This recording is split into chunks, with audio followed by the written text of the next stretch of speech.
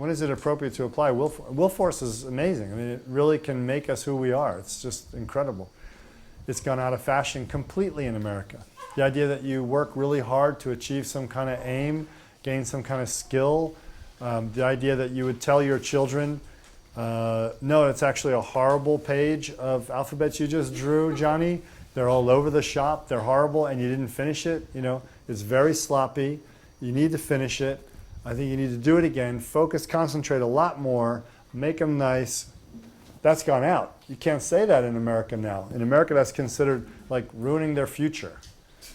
You're like giving them horrible self-esteem and ruining their future. When the truth is, by not giving them real feedback when they do something terribly, you know, terrible, basically, very poor, without concentration, and say, good job, Mikey.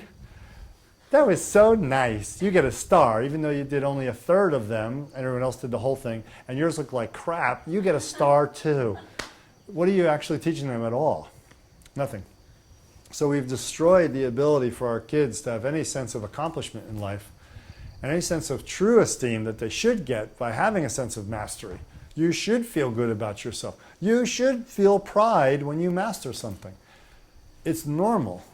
Now, if the self-reflexive pride goes on too long about what you've mastered, then you've lost the actual sense of the real craft or skill or trade that you've developed. But the initial response should be, man, I did it. I got this. It took 20 years. But, you know, my sensei said I can go out now and make swords. You know, that's, wow, awesome. And everything comes home and you feel, what I feel about what I've done has been reflected by my master who knows that what I've done. So it's a full, complete circle. What I feel about what I've accumulated through all these 20 years of discipline, making swords in the mountains above Kyoto, you know, sharpening, thousands of hours of sharpening for one sword, you know, has finally, my master has acknowledged that that is true. That's a real experience. Boom, it all comes home, boom. Then you get humble again because you go out as a master with knowledge and you have to keep going. But there should be that kind of a feeling. That kind of a feeling should not be engendered in children or adults when they do a crappy job. You should call it as it is and encourage them to concentrate more. So when is it important to understand that willpower should be applied in this way, will and discipline? Well, in this case, in the case of training young people, for sure. Now when I say giving them the feedback, you don't have to beat them. We don't have to beat them, but we have to be truthful about it. And we have to encourage, what should be encouraged is that they work harder, that they focus and they give a better effort. Your effort wasn't very good. See, the letters are squiggly coming out everywhere. If you concentrated, your effort would show up as a better looking letter. And see, you didn't finish the page. Your mind wandered to the degree where you got up and thought it was okay to go away. So Mary, sit down, pay attention, really focus, don't listen to the radio while you do it. Draw your A, draw your B, you know. But this is poo-pooed now in America, and about any skill, about any skill. So I noticed from Chinese families and Indian families, I didn't know a lot of Western families that had any kind of craft to hand down to their children that they trained them in. But I knew some Chinese and I knew some Indian families like this. And many, many stories abounded where the kid said, oh, I really, really didn't like my dad, or I really hated my dad or my mom from the time I was about, 8 or 9 until I was 22. I just couldn't stand them, I'd say, why? I said, well, Dad would make me get up every morning at 5 a.m., stand in a horse stance. Then I had to go in the backyard for 20 minutes and hit the wooden dummy. I hated it. I was so angry. I just wanted to do like my friends did, Then I had to go to school. And I came home from school. I had to do my homework. And after I did my homework, I had to stand in a horse stance again, blah, blah, blah, whatever. Training Kung Fu, right? Or like in India, we know one real famous player of sitar told stories like this, really good stories. Couldn't stand my dad, I really hated him. In fact, sometimes I prayed for him to die, this kind of stuff, really horrible. Because he would make me get up at 4:30 or 5 and I'd train those scales till 7, then go to school, come back after school, do it again. And this guy in the interview apparently was like crying because he said, now my father's dead. And I love him so much because I realize now I'm a master of Vina. And I wouldn't have been. I wouldn't be a master. I'd be able to play the thing. But now I'm a master of Vina. And the joy and beauty I feel, he gave me that by giving me the hard discipline and hard work. And I didn't want to do it, and I hated him for it. But now I see, he sacrificed so much of his own time and his own life to give it to me. He loved me. He wanted me to have this feeling. That's really strong, no? So we're ruining that. We're not seeing the value of that in our system today of parenting, our system of education. It's all gone nuts. When should will be applied? In those situations, for sure. When should will be applied in this psycho-emotional dynamic we're talking about here, and spiritual dynamic? Well, like accurately Yogi said, you only have control of your action. And sometimes not even that. My son's figured this out already, so he likes to tell me, I said, Rohan, put that cookie down. Why do you want to have that cookie? He'll hold the cookie and get all teary. He's a great actor. Instantly tears, he goes, Papa, I told you, I had no control of my actions. Sneaky little sevens, man. They can work it out, and I'm like, and Ajahn laughs and goes, your ball's in your court. What do you say to that? I'm like, I don't know what I say to that. He's got me trumped on that one.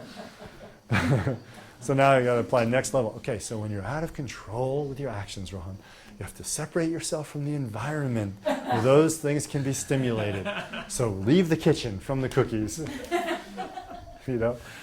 So be smart. So this is the whole thing, right? We only have, this is all we really have as human beings, is free choice. It's the only power that you own. You're not going to live forever. You can't guarantee perfect health your whole life. You can't guarantee a good income. You can't guarantee comfort, pleasure, joy, happiness. You can't guarantee people are going to support you and love you, that they're not going to attack you and ridicule you with libel and slander and all these things that aren't true about you. You can't guarantee anything except your free choice. That's all you have. So when America absorbed this cuckoo idea that the shrinks made up about self-esteem in the 50s and 60s and legislated it across the whole country, they put the final nail in the coffin for the United States. It took away the last human thing that we had, which was free will. The power to choose something that's difficult to do to gain a valuable benefit. Now, if it all doesn't happen easy and naturally now means you did nothing, then it has no value in America. It has no value. It should all be natural. It all should be easy. That's kind of insane, as you know that. That's insane, right? Is it true? Yeah. That's insanity. It's not an accurate reflection of nature. That's what I call insanity. If you ever want to know when I call everything insanity, it's like it's not accurately reflecting nature. Nature doesn't work like that. You work hard in a certain direction to gain something of value. It doesn't come out of nowhere. You have to work for it. That work comes from your free choice to not be comfortable. You understand? Luckily, thank God. Thank God for my Kung Fu masters. I think for a lot of people, martial arts would be the way to go these days because it's more accessible than learning a craft. But whatever way, you need a mentor. And you need to do this thing. You need to confront the part where it comes up in your mind that, like, this is going to be really hard. I thought this might be easier. Do I really want it that bad? I really do want it that bad. Oh, so I've got to work out through this feeling and go through this and keep practicing until it's boring and keep going after that still. And I show no result for a week at a time. And I seem to be going backwards maybe in my skill, getting worse at times. And I got to go. But you keep going. And this is what gives it to you. My wife said to me the other day, when did you practice Kung Fu anyway? You had such a busy life when you were a kid. I said, well, first of all, I was in class 3 days a week, Kung Fu class, Monday, Wednesday, Friday, and Saturday morning. Saturday morning class was 3 to 4 hours. The Monday, Wednesday, Friday ones were an hour and a half, which we'd usually stretch out to 2 hours. So right away, I'm already getting 9 hours a week of training. And that went on for years from when I was 12, So you're getting your 9 hours a week. In a year, 52 weeks, you're getting what? 450, 500 hours with extra time. So you get about 450, 500 hours, right? So to get 10,000 hours at that rate is 20 years. That's a long time to get your 10,000 hours, right? So you have to increase it. So of course, every day after school, I would immediately march down to my basement. And my basement wasn't like the pleasure den of Disney World. It was not so you only went down there to practice some Kung Fu, you know what I mean? And I would nut out another hour and a half or so, sweat it up, go through the same thing every day. I had to go through the same thing every day. I'd get home from school, the monkeys would be on TV, get smart. The monkeys, I just want to watch TV today. I don't want to go practice downstairs. I have class tomorrow anyway. It's Tuesday, I got class tomorrow night anyway. I'll be. And I keep thinking, but I want to be good at this. And I want, you're young. I want to get in. I want to kick that guy's ass. He kicked my ass last week. I want to kick his ass this week. And my friend Mark, he thinks he's so good. I want to show him. I got a better form than he does. I'm going to show him. So, okay. I'll have donuts after. Run in your room, put your little sweats on, run down into the basement. And you're down there and you're starting to do your warm-ups. Oh, I hate this. What am I doing this for? Oh, I'm so tight, Donuts, monkeys. And it's not like, and you have to understand, this is the thing you have to understand about willpower. That doesn't go away, even for high-level athletes or anything, because you're about to put yourself through incredible emotional, mental pain. The physical pain is bad. Not good, bad. But the mental, emotional pain is horrific when you're really training hard at something. Even if it's not a physical sport or a martial art like I was doing, what if it's just craft? Just to get it right. Thousands of times your mind will break. You want to throw your tools, right? Like cutting diamonds or something. And I had to go through this every morning, every afternoon. And sometimes I would increase my practice sessions. So in the end, I was getting 7 to 10 practice sessions, some with my teacher, some on my own. And that taught me over years. And there were many breakthrough moments where I just had to do something a long time and see no result. And I knew, and it taught me also, right, Yogi, that every day you go to put your skates on, you're like, oh man, it's going to hurt. My lungs are going to bust. I'm going to throw up. I had a Kung Fu teacher, like I told you, when I finally got into the real levels of Kung Fu, like I was an old enough adult. Well, I guess I had it when I was young too, but as an adult to really cognize what was going on, the bigger picture of it, I was 18 and 17. And what happened there was just horrific. Throwing up after every class, not after every class, after the warm-up. Because the warm-up was so horrific. We were warmed up all right. You were so warmed up you had to dive for the door and throw up. And then you'd go back in and finish class. And then you start to realize, wow, this is hard. I really want this. I mean, most people who aren't athletes haven't never worked out until they've thrown up. So you don't really know what that's like. But it takes a lot to get to that point. But anyway, the point is not bravado. I'm not talking about bravado or machismo, because that really won't develop you. That won't develop willpower. That's sort of like beating yourself up for a strange result. What willpower is to force myself through those experiences knowing that the result is worth it. And knowing and learning that my response to daily training was pretty much the same. It never got easier. I always wanted to have donuts and watch the monkeys, or sit down and play my guitar when I got older, or go ride in my new hot rod I just bought and built, and just the list is never ending. Right now. So instead of go work out this afternoon, I could just go there, a nice little room right there, a meditation room, and just go and do a nice extra meditation. Very easy to make all these justifications. So willpower is our free human choice. If you give that up, it is the last thing you got, and you go subhuman. You become subhuman. You cannot and will not ever change your life if you cannot use your willpower, your free human choice. You will go subhuman. You must powerfully choose to change your life, and you must powerfully act on it every day in a structured way, or you will not achieve any result on this level. No level of result in Dharma or craft or sport or art, nothing that's worth anything. At best, you'll be kind of good at something, a dilettante, but no mastery for sure. And mastery of something like this means mastery of yourself. It doesn't mean mastery of the art, right?